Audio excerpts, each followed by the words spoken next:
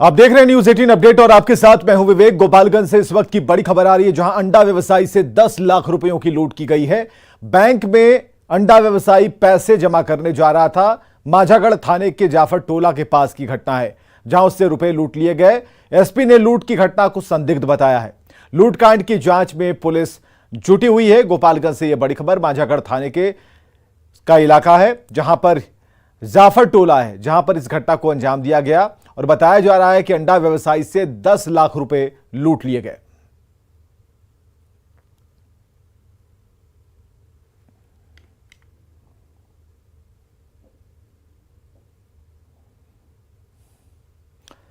बिहार में शराबबंदी के बावजूद शराब माफिया हर दिन नए नए हथकंडे अपना रहे हैं। पुलिस की आंखों में धूल झोंक कर शराब का कारोबार कर रहे हैं।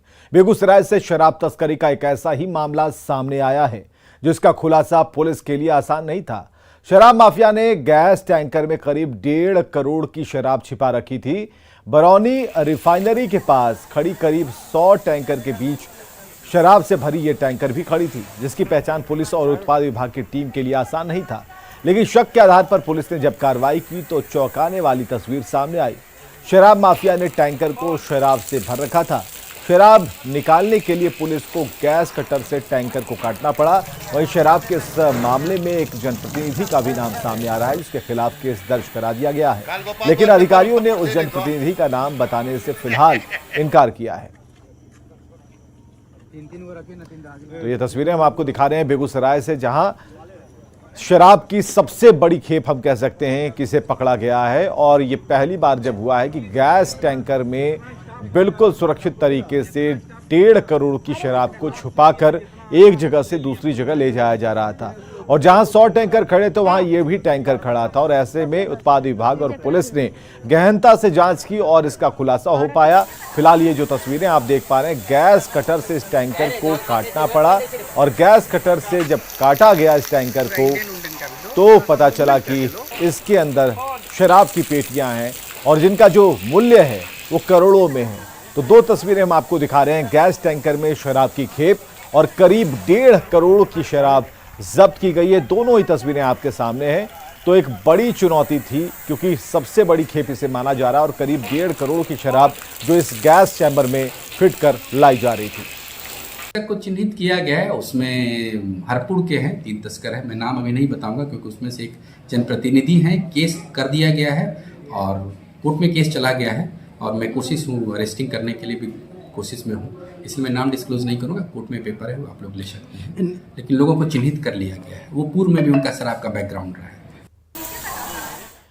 और संतोष हमारे साथ फोन लाइन पर। संतोष, चिन्हित किया गया है, लोगों को पकड़ने के लिए छापेमारी हो रही है, इसके पीछे कौन सा गैंग है ये पता लगाया जा रहा है, लेकिन ये नहीं अभी तक बताया गया कि जनप्रतिनिधि का नाम क्या है, कौन है वे महानुभाव जिनकी संलिप्तता इस पूरे मामले में है। जी बिल्कुल ऐसा कहा जा सकता है, क्योंकि जैसा कि हमने पदाधिकारियों से बात की तो उन्होंने ये हवाला दिया, जो अभी अगर नाम उनका डिस्क्लोज किया जाएगा या अन्य लोगों को जानकारी दी जाएगी तो अनुसंधान में व्यवधान उत्पन्न हो सकता है और फिर छापेमारी के बावजूद भी उन लोगों के द्वारा गिरफ्तारी संभव नहीं हो पाएगी। इसलिए अभी मीडिया से उनके नाम को छुपाया गया है। लेकिन आप देख सकते हैं जिस तरह से शराब को लाया गया, ऐसा कहा जा सकता है बिहार में पहली बार ऐसा हुआ है जब एलपीजी गैस टैंकर में भरकर शराब को लाई गई। उत्पाद विभाग की टीम को काफी मशक्कत भी करनी पड़ी और लेकिन उनके लिए बड़ी उपलब्धि कही जा सकती है, क्योंकि जिस तरह से 100 टैंकर से अधिक टैंकर के बीच में ये गाड़ी खड़ी थी और उत्पाद विभाग की टीम ने छापेमारी कर इसको बरामद किया है, तो कहीं न कहीं जो लिंक था, इनका जो सूत्र था वो परफेक्ट सूत्र था। और जो जानकारी दी गई थी उस आधार पर वो गैस टैंकर को के नजदीक जाकर जो है उत्पाद विभाग के पदाधिकारियों ने शराब बरामद किया। बड़ी खेप शराब है, जैसा कि पदाधिकारी बता रहे हैं, तकरीबन 1.5 करोड़ मूल्य की शराब है। तो ऐसा कहा जा सकता है ये पुलिस के लिए एक बड़ी उपलब्धि है। और फिलहाल जो है जो जनप्रतिनिधि जिसका नाम अभी पुलिस के द्वारा नहीं बताया जा रहा है, उनकी गिरफ्तारी के लिए भी कार्रवाई की जा रही है और कोर्ट में ये मामला भी उत्पाद विभाग के द्वारा दर्ज करा दिया गया है। बहुत बहुत शुक्रिया तमाम जानकारियों के लिए संतोष। बिहार में शराबबंदी के बाद भी शराब मिलने का सिलसिला थम नहीं रहा। हरियाणा से होकर यूपी के रास्ते बिहार में शराब की तस्करी का सिलसिला जारी है। गोपालगंज में पुलिस ने एक ऐसे ही शराब तस्कर को गिरफ्तार किया जो यूपी से जुगाड़ की गाड़ी से बिहार में शराब की सप्लाई कर रहा था। आरोपी का तरीका देखकर पुलिस हैरान रह गई। वैशाली का रहने वाला तस्कर जुगाड़ गाड़ी में तहखाना बनाकर शराब की तस्करी कर रहा था, जिसे देखकर पुलिस की आंखें भी धोखा खा जा रही थी। कुचायकोट पुलिस ने वाहन जांच के दौरान पहाड़पुर गांव के पास NH 27 पर जब जुगाड़ गाड़ी की तलाशी ली तो जुगाड़ गाड़ी में बने तहखाने के अंदर छिपाकर ले जाई जा रही 5 कार्टन अंग्रेजी शराब बरामद की गई। पुलिस ने गाड़ी को जब्त कर शराब तस्कर को भी गिरफ्तार कर लिया है। बाहर से देख रहे थे, लेकिन उसमें अंदर एक तहखाना बनाया हुआ था, जिसमें से 5 कार्टन शराब बरामद हुई है और एक व्यक्ति की गिरफ्तारी हुई। लेकिन पुलिस भी सतर्क है और चीज़ों को बड़ी बारीकी से देखती है और उसी आधार पर जो हमारी टीम को शक हुआ और उसकी सघन तलाशी ली गई तो ये मामला सामने आया। बिहार की वित्तीय स्थिति पर सरकार के अपने ही मंत्रियों के विरोधाभासी बयान आ रहे हैं। अभी 9 सितंबर को ही वित्त मंत्री विजय चौधरी ने कहा कि केंद्र सरकार बिहार को पैसे नहीं दे रही और जानबूझकर बिहार में आर्थिक संकट पैदा करने की कोशिशें की जा रही हैं। लेकिन 5 दिन बाद समाज कल्याण मंत्री मदन सहनी ने वित्त मंत्री के उलट बयान दिया। मदन सहनी ने कहा कि बिहार में बजट की कोई कमी नहीं है और बिहार सरकार अपने दम पर आने वाले समय में 10 से 15 लाख लोगों को नौकरी और रोजगार देगी। मदन सहनी ने साफ कहा कि बिहार केंद्र की बीजेपी सरकार की मोहताज नहीं है।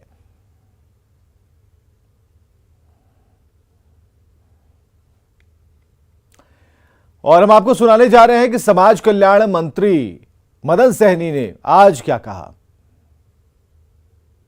बिहार सरकार बड़े पैमाने पर नौकरी देने की तैयारी में जुट गई है, तो समाज कल्याण विभाग की तरफ से भी बहाली की तैयारी शुरू हो गई है। सीधे हम बात करते हैं, समाज कल्याण मंत्री हमारे साथ हैं मदन सहनी। सर, सभी विभाग में देखा जा रहा है कि स्पीड से अब रिक्तियां निकाली जा रही है, आपके विभाग में क्या है? यहाँ भी तैयारी की जा रही है और हमको लगता है कि लगभग सभी पंचायत में हम लोग कोऑर्डिनेटर का भी बहाली करने जा रहे हैं। तो 8000 से ज़्यादा तो वही हो जाएगा। 1000 से ज़्यादा हम लोग LS जो लेडीज सुपरवाइज़र है उनका बहाली करेंगे। उसके अलावा जो CDPO हैं या जो क्लर्क लेवल का है, तो सब मिला करके हमको लगता है 10,000 से ज़्यादा का तो अभी तक हम लोग के पास जानकारी है। वैसे विभाग इसके तैयारी में अभी जुटी हुई है, तो हमको लगता है इससे आंकड़ा ऊपर चला जाएगा। गठबंधन की सरकार से ज़्यादा उम्मीदें हैं, युवा उप मुख्यमंत्री हैं, पहले भी बहुत बात बोल चुके हैं। नहीं, ये मुख्यमंत्री और उप मुख्यमंत्री जी का जो दोनों आदमी का सोच है और गांधी मैदान में तो माननीय मुख्यमंत्री जी भी उसको दोहरा चुके हैं। तो निश्चित रूप से जो बोले हैं वो तो करेंगे ही, इसमें कहीं कोई संदेह नहीं है। निश्चित नहीं है उसमें, नहीं, निश्चित रूप से। और अभी जो हम लोग सुन रहे हैं या देख रहे हैं या अपने ही विभाग में जो आकलन कर रहे हैं या दूसरे विभाग से जो हम लोग देख रहे हैं, तो हमको नहीं लगता है कि 10-15 लाख से कम का या तो वो स्वरोजगार से जुटेंगे या सीधा सरकारी नौकरी से जोड़ा जाएगा। बजट की समस्या तो नहीं आएगी, क्योंकि लगातार वित्त मंत्री बोल रहे हैं बजट नहीं। बिहार के अंदर में कभी भी बजट का माननीय मुख्यमंत्री जी के नेतृत्व में जब से सरकार चले, बजट का कभी कोई मारामारी नहीं रहा है। पहले हम लोग देखते थे कि 3 महीना 6 महीना साल भर में एक बार वेतन मिलता, तो वो सब समस्या तो कभी आया नहीं है। तरफ से जो किसी पर हमारी सरकार मोहताज नहीं है। पहले भी साथ में रहें तो भी मोहताज नहीं थे, आज भी मोहताज नहीं है। अपने दम पर कर लेंगे आप 20 लाख बहाली, अपने बलबूते पर ही सब काम करेंगे, उनके बलबूते पर तो कभी कुछ हुआ नहीं। बिल्कुल। तो बड़ा बयान दिया है समाज कल्याण मंत्री मदन सहनी ने, साफ कहा है कि केंद्र के हम लोग मोहताज नहीं है, बिहार सरकार अपने दम पर 10 लाख नौकरी और 10 लाख रोजगार देगी। जाहिर है समाज कल्याण विभाग की तरफ से भी तैयारी शुरू हो गई है और कहा जा रहा है कि 10.5 से 11,000 जो भर्तियां हैं वो निकाली जाएंगी, जिसमें पंचायत लेवल पर सबसे ज़्यादा कोऑर्डिनेटर की बहाली होगी। कैमरामैन दीपक के साथ रजनीश कुमार, न्यूज़ 18 पटना। और अब 9 सितंबर का वित्त मंत्री विजय चौधरी का वो बयान जिसमें उन्होंने केंद्र सरकार पर गंभीर आरोप लगाया था। बिहार को जान के बदनाम करने की कोशिश होती है। हाँ, एक बात जरूर है कि केंद्र सरकार द्वारा जानबूझकर बिहार में वित्तीय संकट पैदा करने की कोशिश की जा रही है। और ये सिर्फ आपको एक आंकड़े से पता चल जाए कि केंद्र सरकार ने 8,500 करोड़ में से मात्र 3,500 यानी 3,550 करोड़ रुपए दिया और बाकी के 10,500 करोड़ से रुपए से अधिक राज्य सरकार ने अपने संसाधन से। इधर बिहार की वित्तीय स्थिति और बजट को लेकर समाज कल्याण मंत्री और वित्त मंत्री के बयान को लेकर बीजेपी प्रवक्ता अरविंद सिंह ने नीतीश सरकार पर निशाना साधा। बीजेपी प्रवक्ता ने कहा कि मंत्रियों की मानसिक स्थिति ठीक नहीं है। मुख्यमंत्री श्री विजय चौधरी जी बोलते हैं कि केंद्र सरकार हमको सहयोग नहीं कर रहा है। मदन साहनी जी कहते हैं कि सरकार के पास पैसा की कोई कमी नहीं है, और सुधाकर सिंह कहते हैं कि मैं चोरों का सम्राट हूँ। तो पूरी जदयू का मानसिक स्थिति मंत्रियों का ठीक नहीं है, मुख्यमंत्री जी की भी स्थिति गड़बड़ है। तो ये सब लोगों से अब सरकार चल नहीं रही है। ये सब लोग राजद के आदेश पालक के रूप में काम कर रहे हैं। बिहार की वित्तीय स्थिति पर सियासी बयानबाजी तेज हो गई। वित्त मंत्री विजय चौधरी ने पिछले दिनों केंद्र सरकार पर बिहार में आर्थिक संकट पैदा करने की कोशिश का आरोप लगाया था, जिस पर अब बिहार के कई मंत्री मुखर होकर बोल रहे हैं कि केंद्र सरकार बिहार के साथ भेदभाव कर रहा है और जानबूझकर बिहार को पैसा नहीं दे रही, जिससे बिहार के विकास में रोड़ा अटकाया जा सके।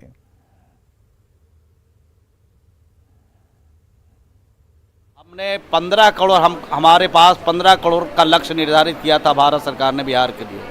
हमने 15 करोड़ मानव दिवस सृजन कर दिया बिहार में, और 12 करोड़ का प्रस्ताव हमने भारत सरकार को भेजा, और कल पता चला है कि 2.5 करोड़ मात्र स्वीकृति मिली है, यानी ऊँट के मुंह में जीरा के फौरन के समान है।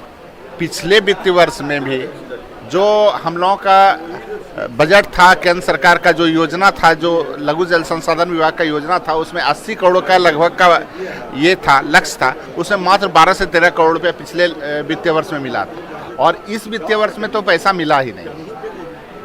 तो केंद्र सरकार का जो अपेक्षित सहयोग है वो तो इस विभाग के किसी विभाग को नहीं मिल पा रहा है। हम तो पहले भी जिस विभाग में थे। पूर्णिया मेडिकल कॉलेज में भर्ती महिला मरीज के इलाज के दौरान मौत हो गई और इसके बाद परिजनों ने जमकर हंगामा किया। परिजनों का आरोप है कि डॉक्टर और नर्स की लापरवाही के कारण मरीज की मौत हो गई। हंगामे की जानकारी मिलते ही खजांची हाट थाने की पुलिस मौके पर पहुंची और लोगों को शांत कराया। ऑक्सीजन रहते हुए ऑक्सीजन नहीं मिला, मेरे नानी को ऑक्सीजन रहते हुए नहीं मिला। यहाँ नहीं है, जाइए प्रेफर कर दिया भागलपुर, तो जाइए बाहर से लेके आइए। अंदर में तो रखा हुआ सिलेंडर नहीं दिया। हम बोले सर उसमें वो वाला ऑक्सीजन में थोड़ा थोड़ा निकलता, मैंने इसी को लगा, ऑक्सीजन नहीं है। मुजफ्फरपुर सकरा थाना क्षेत्र में हुई किडनी कांड मामले में अब सीएस ने नई टीम बनाई और जांच की गति तेज कर दी। और आपको बताएं कि बरियारपुर ओपी क्षेत्र में यूट्रस का इलाज कराने गई महिला की किडनी निकाल ली गई थी। इस मामले पर जिला स्वास्थ्य विभाग की टीम ने जांच की दिशा को आगे बढ़ाने के लिए टीम गठित की है। सीएस डॉक्टर उमेश चंद्र शर्मा ने बताया कि मामले में स्वास्थ्य विभाग की टीम बेहद गंभीर है। एक किडनी का निकालने का अवैध किडनी निकाल देने का मामला सामने आया है। मरीज अभी एसकेएमसीएच में भर्ती है। उसी के सिलसिले में, उसी के तहकीकात में, पूरी तहकीकात में ये टीम आई है। सर, एक और मामला सामने आया है निजी अस्पताल से ही, जहाँ पे गलत इलाज की वजह से महिला की मौत हो गई, सकरा के ही पचदही में। तो ऐसे में निजी अस्पतालों को लेकर क्या कुछ करेंगे सर? गलत हाँ, उसके लिए भी चल रही है कार्यवाही। और अगली खबर कटिहार से, जहां सदर अस्पताल में 54 डॉक्टर के पद स्वीकृत हैं, जिनमें 29 डॉक्टर ही तैनात किए गए। सबसे बड़ी बात यह है कि बाहर से आने वाले डॉक्टर ड्यूटी रोस्टर मेंटेन करने के लिए लगातार एक साथ 36 से 48 घंटे तक ड्यूटी कर लेते हैं, जिससे इलाज की गुणवत्ता प्रभावित होती है। सदर अस्पताल में तैनात कुछ सीनियर डॉक्टर अब इस पर आवाज बुलंद करने लगे हैं। नहीं, 29 डॉक्टर है अभी कार्यरत यहाँ पर, इसमें बहुत सारा पोस्ट लोग देखता है।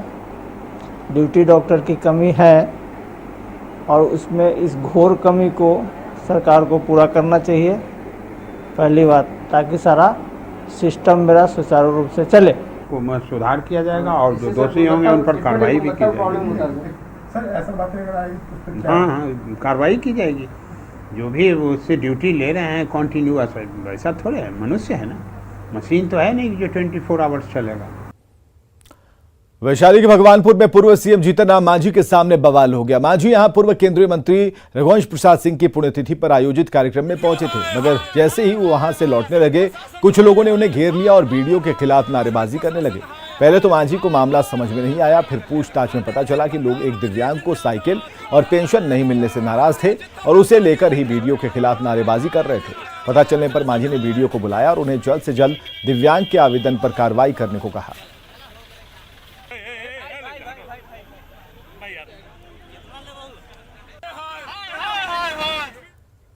खबर है वैशाली के मेहनार से, जहांनगर के वार्ड संख्या 11 सब्जी मंडी के पास आपसी विवाद को लेकर दो पक्षों के बीच मारपीट हुई, जिसमें दोनों तरफ से 1 दर्जन लोग घायल हो गए। 3 को गंभीर हालत में हाजीपुर सदर अस्पताल रेफर किया गया और बताया जा रहा है कि यजमान के यहां से मिले सामान के बंटवारे को लेकर राजकुमार झा और संजय कुमार झा के बीच विवाद हुआ, जमकर मारपीट होने लगी। बताया जा रहा है कि इलाज के दौरान दोनों पक्ष मेहनार हॉस्पिटल में उलझ गए और वहां भी मारपीट की।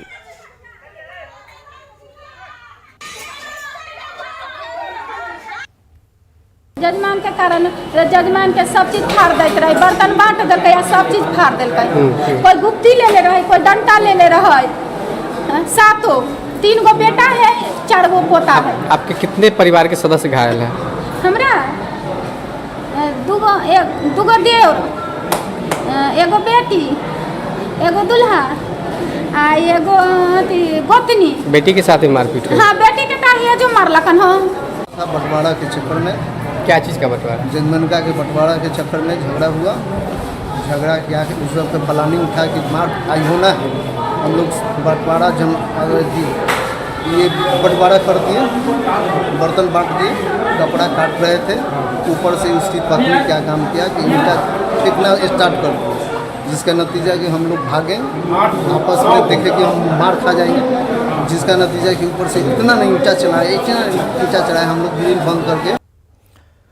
पाकुड़ के लिटीपाड़ा स्थित धर्मपुर मध्य विद्यालय का भवन जर्जर हो चुका है। यहाँ के छात्र और शिक्षक दहशत के माहौल में हैं और स्कूल में 8वीं कक्षा तक की पढ़ाई होती है, जिसमें 222 बच्चों ने एडमिशन लिया है। ये बच्चे जर्जर भवन में शिक्षा ग्रहण करने को मजबूर हैं और यहाँ के शिक्षक भी जान जोखिम में डालकर बच्चों को पढ़ा रहे हैं। यहाँ पे मतलब ये सब कभी भी गिर सकता है और यहाँ पे पढ़ने के लिए यहाँ पे दिक्कत होता है, थोड़ा सा बेंच नहीं मिलता है। यहाँ की स्थिति, छत एवं नीचे जमीन, दीवार सभी देखने से पता चलता है। बच्चे भी भयभीत रहते हैं, हम लोग भी भयभीत रहते हैं कि कभी किसी भी भाग में कोई सा हादसा हो सकता है। और खबरें लगातार जारी हैं, बने रहिए हमारे साथ।